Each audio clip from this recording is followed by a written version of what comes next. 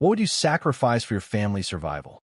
For Marcus Chun, a dying tech mogul in San Francisco, the answer was everything, including his dignity, his reputation, and the fragile peace of his household.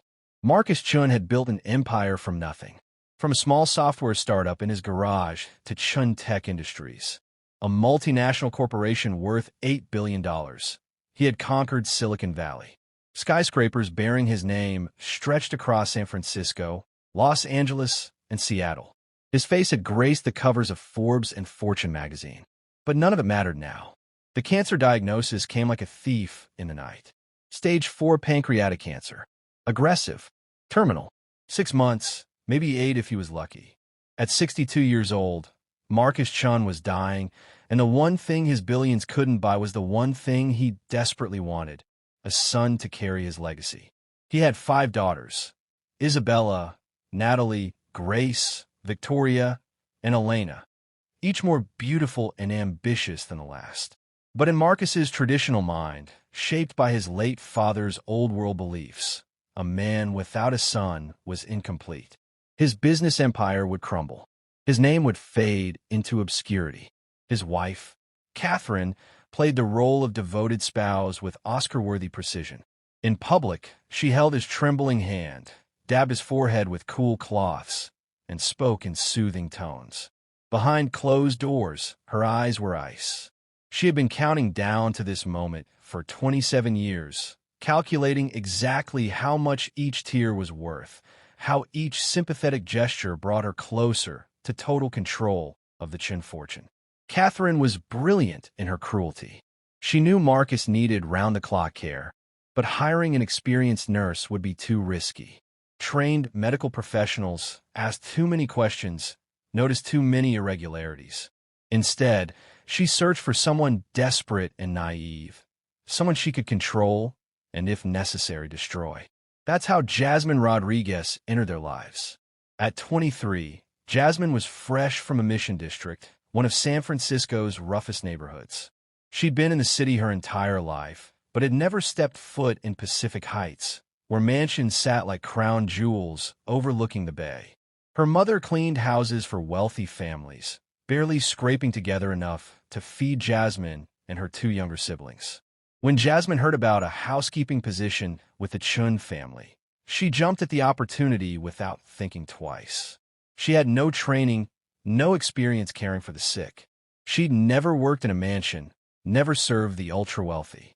During her interview, she nervously lied about having worked for 2 other families, embellishing details she'd heard from her mother's stories. Catherine saw through every lie, and that was exactly what she wanted. "You'll be responsible for my husband's care," Catherine said on Jasmine's first day, her voice honey-sweet but her eyes calculating. "He's very ill. He can barely walk. He needs help with everything: eating, bathing, dressing. Do you understand?" "Yes, ma'am," Jasmine answered, relief flooding through her. Catherine leaned closer, her perfume overwhelming. "If anything happens to him, if he falls, if he chokes, if he takes a turn for the worse, *U* will be held responsible. Do you understand that too?" A chill ran down Jasmine's spine, but she nodded. She needed this job. Her family was counting on her. The Chin Mansion was a monument to excess. 15 bedrooms, an indoor pool, a wine cellar worth millions, marble imported from Italy, crystal chandeliers that cost more than most people's homes. Jasmine was terrified of breaking something, of making a mistake that would cost her everything. When she first saw Marcus Chun, he was sitting in his bedroom, staring out at the Golden Gate Bridge in the distance. He looked defeated, a shell of the powerful man whose face was plastered across business magazines. "Good morning, sir," Jasmine said softly. He turned slowly, his eyes dull and lifeless. "Who are you?" "I am Jasmine. I'm here to help you." He nodded and turned back to the window. That first week was brutal. Jasmine burned his breakfast twice. She gave him medication at the wrong times. When she tried to help him walk to the bathroom, they nearly fell because she didn't know how to support his weight properly. Any other employer would have fired her immediately. But something about Jasmine's genuine effort, her sincere apologies, and her determination kept Marcus from complaining. When she burned the toast, She cried and promised to do better. When she mixed up his pills, she created a detailed notebook with times and dosages, checking it religiously. She was decent, respectful, hardworking, and in a house full of people counting down the days until he died, that small act of caring meant everything. Slowly, Marcus began to depend on her, not because she was skilled, but because she made him feel human again. The daughters noticed, and they hated it. Isabella, the eldest at 30, was the first to strike. She and her boyfriend, Derek, a smooth-talking venture capitalist with expensive taste and empty pockets, had been planning their future for 2 years. Derek whispered poison in her ear every night. "When is he finally going to die? We've been waiting forever. Once he's gone, we're moving to Monaco. I already found the perfect yacht." Isabella couldn't let some nobody from the Mission District threaten her inheritance. One afternoon, while Jasmine was cleaning Marcus's room, Isabella called out from the living room, "Jasmine, come here." Jasmine rushed downstairs, worried. "Yes, Miss Chun." Isabella was sprawled on the sofa, scrolling through her phone. "Give me the remote." Jasmine glanced around and saw the remote inches from Isabella's hand. "It's right beside you, ma'am. I said get it for me." Isabella's voice was sharp, daring her to refuse. Jasmine swallowed her pride, picked up the remote, and handed it over. Isabella snatched it without a thank you and waved her away like she was swatting a fly. Natalie, 28, was worse. She spent her days creating content for Instagram and TikTok, obsessing over likes and engagement. In her twisted mind, her father's death would make her an influencer sensation. Every gossip blog would feature her story. That was the dream she clung to. She made Jasmine adjust her ring lights 4, 5, 6 times until the girl's hands were shaking with frustration. Once, she made Jasmine clean spotless equipment just because she could just watch her kneel and scrub something that didn't need scrubbing. Grace, 26, was Catherine's spy. Whatever her mother planned, Grace executed without question. She'd learned early that loyalty to power was more valuable than loyalty to blood. She would send Jasmine to Catherine's room with tea, 2 sugars, not too hot. And Catherine would slap the cup from her hand, hot liquid splashing across the floor and sometimes on Jasmine's skin. "This is too sweet. Are you trying to poison me?" Jasmine would get on her knees and clean the mess, biting her lip to keep from crying. Victoria, 24, was the cruelest of all. She never missed a chance to insult Jasmine, especially in front of Marcus. "Daddy, why is this girl always hovering around you?" she'd say loudly. "She's probably a gold digger. You know these Mission District girls, always looking for a rich man to trap." "That's enough, Victoria," Marcus would say weakly. "I'm just saying what everyone's thinking." And then there was Elena, the youngest at 22. Stage 4 lymphoma was eating her alive, but even in her suffering, she found ways to make Jasmine's life harder. She vomited almost daily from chemotherapy, and every time she called for Jasmine, never the other staff, always Jasmine. "Clean it up," she'd say coldly, then turn away without a thank you. But what happened next would change everything, and the choice Jasmine made would either save her family or destroy her completely. Before we continue, let me ask you something. If you were in Jasmine's shoes, desperate to help your family, with a dying billionaire offering you a way out of poverty, but at a cost that could ruin your life, what would you do? Drop your answer in the comments below. I want to hear your thoughts. Asterisk, asterisk. Weeks passed, and despite everything, something shifted between Marcus and Jasmine.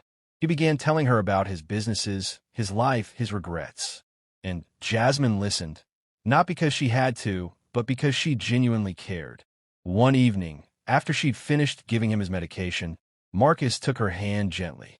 "Jasmine, do you know what it feels like to have everything and nothing at the same time?" She shook her head. "I have 5 daughters. Beautiful, intelligent girls. But I have no son." His eyes grew distant. "My father told me before he died that a man without a son is incomplete. I didn't understand then. I do now. When I die, everything I built will scatter. My name will disappear." Tears filled his eyes, and Jasmine felt her heart breaking for him. "The doctors say I have a few months left. I have one wish, Jasmine. Just one." He paused, his voice barely a whisper. I want a son before I die. Jasmine's breath caught. She pulled her hand away slowly. Sir, I know it sounds insane, Marcus interrupted. I know what I'm asking is impossible. But you're the only person in this house who treats me like a human being. Everyone else is just waiting for me to die. Jasmine stood up, her mind racing. This man was offering her something that could change her life or destroy it completely. Over the next few days, Marcus opened up more. He told her about his empire, taught her about real estate investments, explained business strategies. Jasmine absorbed everything like a sponge. She hadn't finished college, her family couldn't afford it, but she was brilliant. She'd scored in the top percentile on every standardized test, had been accepted to UC Berkeley before financial reality crushed that dream. You could run this empire, Marcus told her one evening. If you had the training, you could manage everything I built. You understand struggle. You understand hard work. That's worth more than any MBA. For the first time in her life, someone believed in her. Someone saw her as more than a poor girl from the Mission District. And slowly, without realizing it, she was beginning to care for Marcus too. Not because of his money, but because he made her feel valued. One night, after everyone had gone to bed, Marcus called her to his room. I need to be honest about what I'm asking, he said. If you help me have a son, I'll protect you. I'll take care of your family for life. I'll put everything in writing, make it legal. You'll never struggle again. Jasmine paced the room, her mind spinning. This was madness. But when she thought about her mother working 3 jobs, her siblings who dropped out of school, the cockroach-infested apartment they all shared, something inside her cracked. Why do you need a son so badly? She asked. Marcus closed his eyes. Because those women in this house don't deserve what I built. They didn't work for it. They didn't sacrifice for it. All they did was wait for me to die. But a son would carry my legacy. It was selfish, Jasmine knew, but she understood it. I need time to think, she whispered. Take all the time you need. 3 days later, Jasmine gave him her answer. Yes. Weeks passed. Jasmine started feeling sick in the mornings, rushing to the bathroom to vomit. She tried to hide it, but Grace noticed first. She ran straight to Catherine. Mother, I think Jasmine is pregnant. Catherine's face twisted with rage. That little witch has been sleeping with my husband. The next day, Catherine forced Jasmine to take a pregnancy test. When Jasmine saw the 2 lines appear, her hands shook so badly she almost dropped it. Positive. When Catherine saw the result, she exploded. She dragged Jasmine into the living room where all the daughters were gathered. Look at this. Catherine screamed, waving the test. This girl is pregnant. She's been sleeping with your dying father, trying to steal your inheritance. The room erupted. Isabella called her a homewrecker. Natalie recorded everything on her phone, already planning how to monetize the scandal. Victoria spat at her feet. Before Jasmine could defend herself, the sound of a wheelchair rolling into the room silenced everyone. Marcus appeared in the doorway, his face pale, but his eyes blazing. What's going on here? Your precious maid is pregnant. Catherine shouted. Marcus looked at Jasmine, then at his wife, then at his daughters. He took a deep breath. Yes, he said calmly. The baby is mine. The room went dead silent. I asked Jasmine to carry my child. She didn't seduce me. I begged her, and she agreed because she has a kind heart, something none of you have. Catherine looked like she might faint. You did this on purpose. Yes, because I wanted a son. He rolled his wheelchair forward. And let me make this very clear. If anyone touches Jasmine, if anyone harms her or that baby, I'll cut you out of my will completely. Every single one of you. He looked each of them in the eye, daring them to challenge him. Nobody moved, but the hatred in their eyes was unmistakable. From that moment on, Jasmine was no longer just a maid. She was an enemy, and Catherine Shun, along with her 5 daughters, began plotting their revenge. Jasmine was terrified. Every step in that house felt like walking through a minefield. The pregnancy was only a few weeks along, but the danger was already real. One night, she crept into Marcus's room. Sir, I can't stay here. These people want me dead. Marcus looked at her, with worry carved into every line of his face. He was trapped in a wheelchair, dying slowly. What could he do? Give me a few days, he said quietly. I'll figure something out. 3 days later, he called her back. His eyes were determined now. You're leaving the country, he said firmly. Jasmine's eyes widened. What? I'm sending you somewhere safe. London, maybe Vancouver. You'll stay there for 9 months, have the baby in peace, and come back when it's safe. If you stay in this house, Jasmine, you won't survive. But Marcus didn't know that Catherine had been listening to everything. After discovering the pregnancy, she'd planted a voice recorder in his room, capturing every word, every man. When Catherine heard about the plan to send Jasmine abroad, she smiled, a cold, wicked smile. She went straight to Grace. Your father is sending that girl out of the country. We're going to stop him. Catherine moved fast. If Jasmine was leaving the country, she need documents. Passport, birth certificate, social security card. Without those, she was stuck. Catherine made some calls to dangerous people who did dirty work for the right price. Within 2 days, men showed up at Jasmine's family apartment in the Mission District. They didn't hurt anyone. They just walked in, searched through everything, and took every document they could find. When Jasmine's mother called her, voice shaking with fear, Jasmine knew exactly who was behind it. Don't worry, Marcus said through gritted teeth. I'll call my people. We'll get you new documents. But that was exactly what Catherine wanted, to buy time while she prepared the real attack. Isabella hired men to intercept Jasmine on her way to the airport. They would drag her out of the car and make her disappear. Simple, clean. But Marcus was smarter. He announced a fake travel date, Friday afternoon, making a big show of it.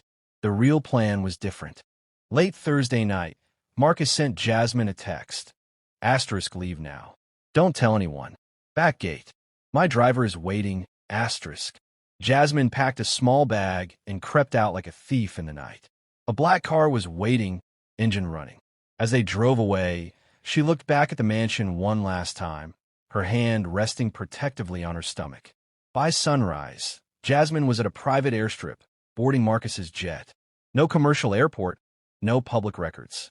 The plane took off at dawn, carrying her far away from the hell she'd been living in. Back at the mansion, Catherine woke up Friday morning ready to watch her plan unfold. But when a morning passed and Jasmine didn't come downstairs, Catherine felt something twist in her gut. She marched upstairs and banged on Jasmine's door. No answer. The room was empty. Mia was gone. She played us, Natalie said, staring at her phone in disbelief. Catherine wanted to scream. She'd been outsmarted by a dying man in a wheelchair. But Marcus wasn't done yet. While Jasmine was safe overseas, Marcus called his lawyer. I need you to draft a new will, Marcus said, his voice weak but clear. Catherine gets partial ownership of the businesses, just enough to live comfortably. But 80% of everything I own goes into a trust fund for my son. Your son? The lawyer asked, confused. He's not born yet, but he will be. And when he turns 18, everything will be his. Make sure it's airtight. The lawyer was silent, processing the bomb that had just been dropped. Then he said, consider it done. 9 months later, in a quiet hospital in Vancouver, Jasmine gave birth. The baby came out crying, healthy and strong. The doctor smiled. Congratulations. It's a boy. Jasmine held her son in her arms and wept. Not from sadness, but from relief, from joy, from the overwhelming weight of everything she'd been through. She named him Alexander Marcus Rodriguez. Back in San Francisco, when Catherine and her daughters found out about the baby boy, their rage reached a boiling point. The war was far from over. But here's what they didn't know. Marcus had survived long enough to see his son via video call. The moment he saw Alexander's face on the screen, tears streaming down his own, he whispered, "My legacy, my boy." 3 weeks later, Marcus Chun passed away peacefully in his sleep.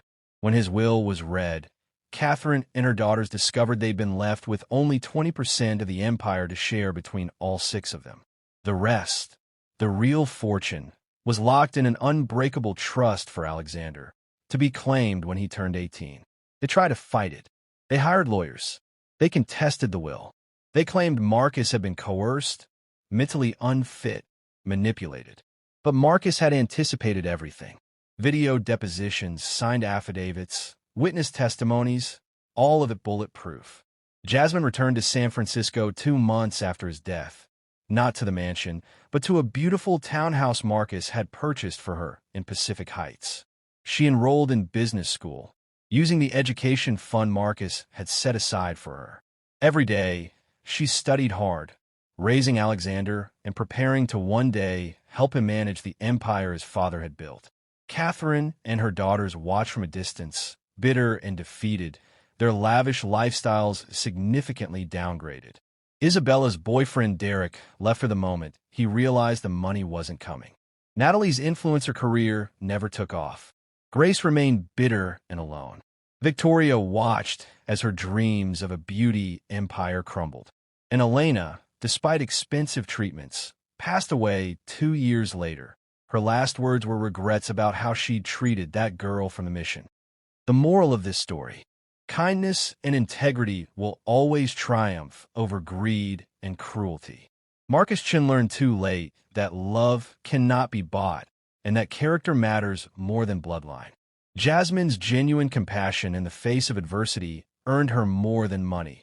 It earned her dignity, respect, and a future for her son.